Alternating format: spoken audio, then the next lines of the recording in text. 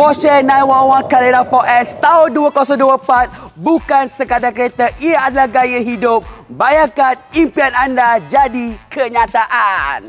Porsche adalah simbol kecanggihan, bukan hanya sebuah kereta, ia adalah lambang prestige.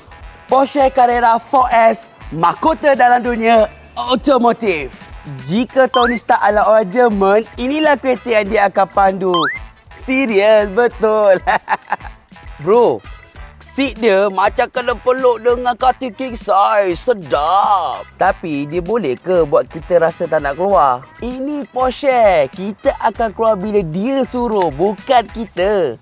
Dashboard ini bukan cuma digital. Ia macam pusat kawalan angkasa. Mana tahu dia ada butang pelancar roket.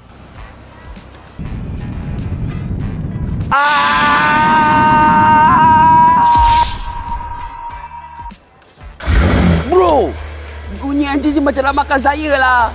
Tapi jangan risau. Dia nak pergi 0 ke 100 3 saat je.